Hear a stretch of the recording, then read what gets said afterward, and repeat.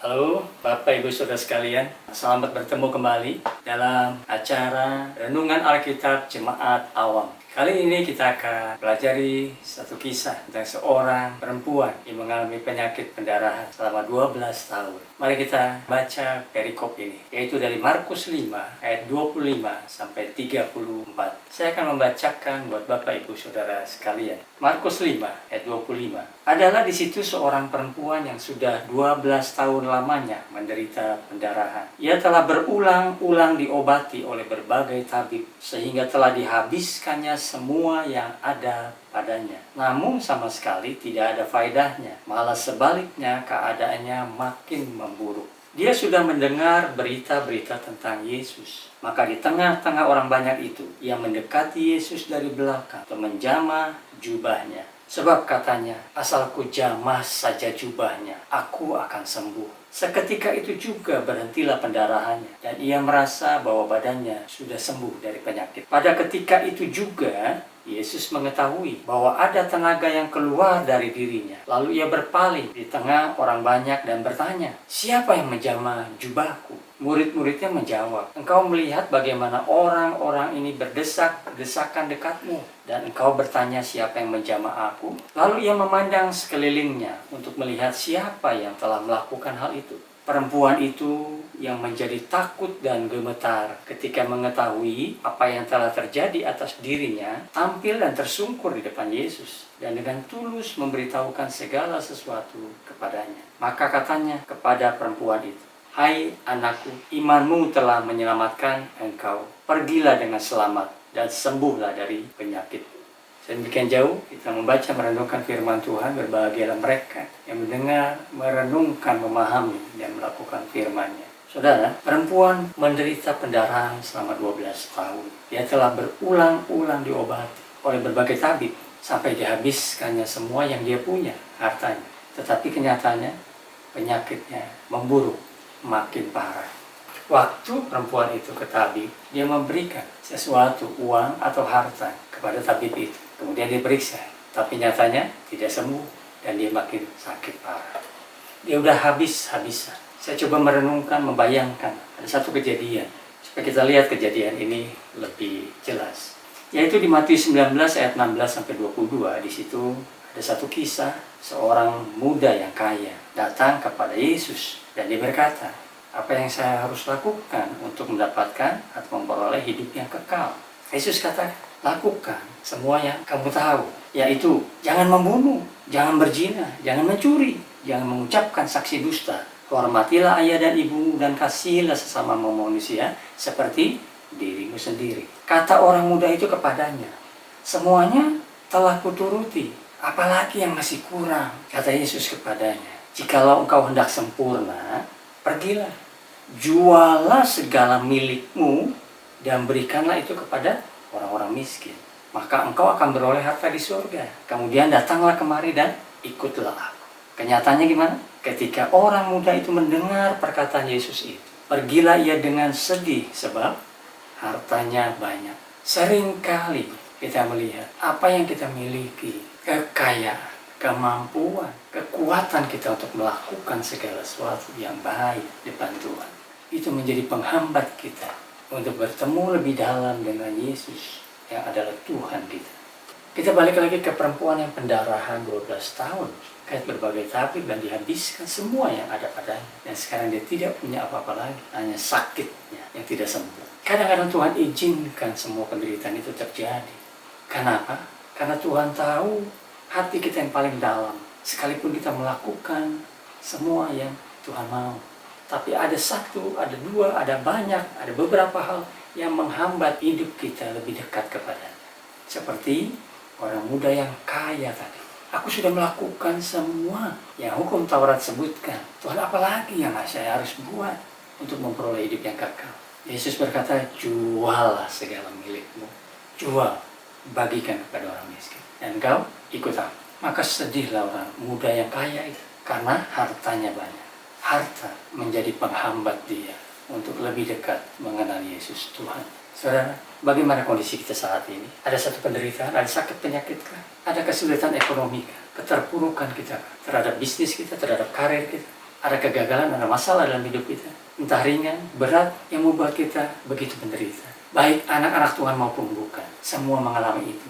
Khususnya anak-anak Tuhan. Supaya apa? Supaya di sini kita bisa lihat perempuan padangan 12 tahun itu tidak punya apa-apa lagi. Itu yang membuat dia ada harapan yang lain. Kalau ke tabib dia sudah tidak punya uang, tidak punya kemampuan lagi, jadi harus kemana? Tapi bersyukurlah Alkitab tulis, perempuan itu mendengar tentang Yesus. Perempuan ini orang Israel.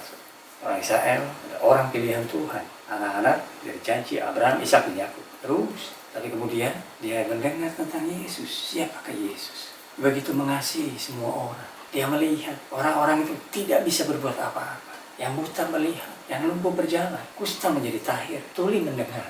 Bahkan orang mati dibangkitkan. Semua mereka tidak bisa melakukan apapun, tidak bisa berikan apapun kepada Yesus. Tapi Yesus yang memberikan kepada mereka kesembuhan itu. Dan kesembuhan itu yang orang-orang tidak pernah lakukan. Hanya Yesus yang bisa. Dia mendengar itu. Firman Tuhan katakan dalam Roma 10 ayat 17. Jadi iman timbul dari pendengaran. Dan pendengaran oleh firman Kristus. Mendengar firman tidak otomatis juga mengakibatkan imannya tumbuh. Kita perhatikan bagian Alkitab yang lain. Ahli Taurat, orang Farisi, dan beberapa orang Yahudi yang mendengar tentang Yesus dan melihat mukjizat Yesus. Justru mereka tidak percaya, malah membencinya. Jadi, firman ketika didengar tidak otomatis membuat kita beriman. Tapi bersyukurlah, berbahagialah kalau kita mendengar firman Tuhan dan kita beriman. Kita digugah menjadi percaya kepada Yesus. Bersyukurlah kita. Itu anugerah. Jadi, dengarlah firman Tuhan dengan hati, dengan berdoa.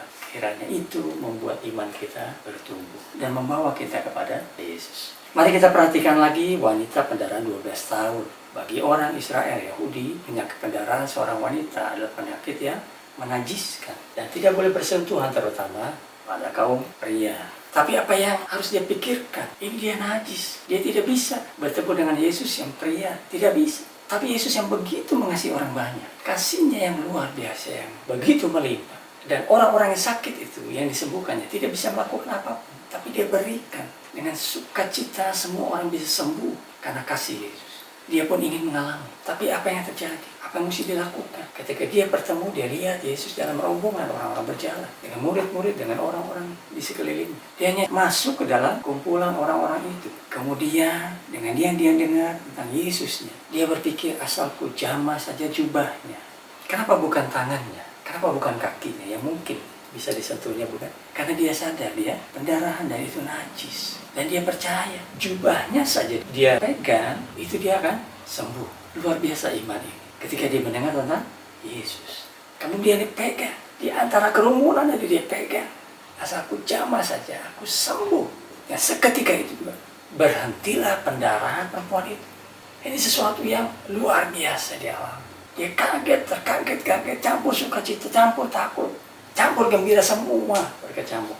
Dan seketika itu juga kita baca. Yesus merasa ada kuasa yang keluar dari dirinya. Saudara, kadang-kadang saya pikirkan apa Yesus tidak tahu. Kuasa itu siapa yang memegang, siapa yang menyentuhnya. Saudara dan saya bisa menjawab, bukan? Kita tidak bahas hal itu, karena kita tahu jawabannya. Tapi bukan hal itu. Kenapa hal itu dilakukan Yesus? Mari kita perhatikan. Ketika kuasa itu keluar, seakan-akan, keluar. Siapa nih? Kuasa itu tidak terkendali, bukan. Di sini kita bisa lihat betapa limpahnya kasih Yesus kepada semua orang yang percaya padanya.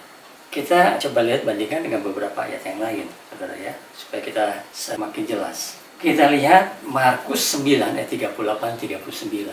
Saya akan bacakan buat saudara. Kata Yohanes kepada Yesus, Guru, kami lihat seorang yang bukan pengikut kita mengusir setan demi namamu. Lalu kami cegah orang itu, karena ia bukan pengikut kita. Tetapi kata Yesus, jangan kamu cegah dia. Sebab tidak seorang pun yang dapat mengadakan mujizat demi namaku, dapat seketika itu juga mengumpat aku. Yesus katakan itu. Apa artinya? Bukan hanya orang-orang yang bisa mengalami mujizat Yesus, tapi dia bisa melakukan mujizat seperti murid-murid. Murid-murid diberi kuasa oleh Yesus dan orang-orang yang lain. Bukan pengikut Yesus, tapi bisa juga. Karena apa? Karena nama Yesus, nama yang sangat berkuasa. Nama dari Bapa Sorgawi diberikan. Nama anak tunggal, nama yang berkuasa. Dan dia bisa melakukan mujizat. dan juga bisa menyembuhkan orang, dan orang bisa mengalami kesembuhan ini. Kita bisa lihat menjamah Yesus tanpa berbicara, tanpa memandang, berhadapan, tanpa berkenalan lagi dengan Tuhan Yesus, tapi dia bisa sembuh. Ini yang dialami perempuan ini. Kemudian kita bisa lihat lagi bagian yang lain, Matius 7 ayat 22-23. Saya akan baca buat saudara. Pada hari terakhir banyak orang akan berseru kepadaku, Tuhan, Tuhan, bukankah kami bernubuat demi namamu, mengusir setan demi namamu, dan mengadakan mujizat demi namamu juga. Pada waktu itulah aku akan berterus terang kepada mereka dan berkata, aku tidak pernah mengenal kamu. Nyala daripadaku kamu sekalian pembuat kejahatan. Heran sekali bukan? Orang yang dianggap Tuhan Yesus tidak kenal Tuhan Yesus. Dan dia pembuat kejahatan, tapi nyatanya bisa bernubuat, bisa mengusir setan, bisa melakukan mujizat. Artinya, nama Yesus berkuasa untuk menyembuhkan banyak orang. Sekalipun orang-orang itu tidak mengenal Yesus dan tidak dikenal Yesus, karena nama Yesus, nama yang ajaib, nama yang berkuasa, itu yang menyembuhkan. Mari kita lebih jauh, kita lihat. Tapi ketika perempuan ini menjamah jubah Yesus dan sembuh dengan gemetar, dengan takut, Yesus terus bertanya murid-muridnya sama orang-orang di sekitar, siapa yang menjamah jubahku? Siapa? Kalau kita perhatikan, Yesus merasa ada kuasa, tenaga yang keluar dari dirinya. Lalu Yesus mencari, siapa yang menjamah jubahku? Kemudian murid-muridnya di antara keramaian itu berkata, Guru, bukankah banyak orang yang berdesak-desakan dan menyentuh engkau? Siapa? Tapi dari sekian banyak di sekitar Yesus ketika berjalan, murid-murid dan semua orang yang di sekitar, Yesus mencari satu orang itu. Ada yang menjamah jubahnya dan ada kuasa keluar dari dirinya. Kemudian ketika Tuhan Yesus mencari, Alkitab katakan, Yesus mencari siapa yang menjamah. Mari kita bandingkan dari Lukas 17 ayat 15 sampai 18. Itu mengenai 10 orang kusta yang disembuhkan oleh Yesus. Tapi ada hanya satu orang yang kembali menyembah Yesus, memuliakan Allah. Yesus berkata, kenapa cuma satu orang, bukankah ada 10?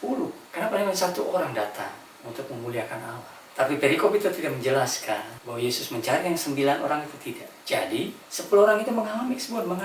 Cuma satu orang yang kembali. Dia bertemu dengan Yesus. Dia tersungkur menyembah Yesus. Tapi yang 9 orang itu tidak. Mari kita lihat di sini. Waktu perempuan itu dengan sembunyi-sembunyi menjamah jubah Yesus dari belakang, menjamah jubahnya, kemudian mengalami kesembuhan. Yesus bukan hanya membiarkan kuasanya keluar, tapi dia mencari siapa yang menjamah jubah. Kemudian perempuan itu menyadari semua yang diperbuatnya itu ketahuan. Kemudian dia datang kepada Yesus, dia tersungkur depan Yesus. Dia mengatakan semua yang telah terjadi dalam diri, termasuk penyakitnya, pendarahan, sehingga akhirnya dia memegang jubah Yesus dan dia sembuh. Dia ceritakan semua depan orang-orang dengan ketakutan, dengan gemetar. Itulah sukacita dia. Walaupun dia tahu dia najis, dia tidak punya apa-apa lagi yang bisa dibanggakan, yang bisa dibawa untuk kesembuhan, untuk diberikan kepada Yesus. Apalagi dia tidak punya. Dia hanya bawa penyakitnya yang menajiskan dia. Dan Yesus sembuhkan itu. Itulah sukacitanya. Sehingga dia tersungkur depan Yesus. Kemudian apa yang Yesus katakan? Engkau anakku. Ada terjemahan bahasa Inggris NIV, bahasa Inggris, kitab suci. Kita lihat. Di situ dikatakan, my daughter. Daughter adalah sebutan kekasih buat seorang anak wanita, bukan? Itu yang Yesus katakan kepada perempuan itu. Anakku, imanmu telah menyelamatkan engkau. Pergilah dengan selamat. Itulah sukacita perempuan itu. Dia bukan hanya sembuh, dia bertemu Yesus dan dia diterima Yesus. Dan Yesus katakan, kau anakku. Itulah sukacita dia. Perempuan itu tadinya hanya ingin sembuh dan dia sudah menjamah jubah Yesus. Ketika dia banyak mendengar tentang Yesus, dia menjamah jubah Yesus dalam kerumunan dari belakang. Kemudian dia sembuh. Tapi apa yang terjadi? Yesus tidak membiarkan dia hanya sembuh, tapi dia ingin bertemu dengan wanita itu, dengan perempuan itu yang sudah mengalami mujizatnya.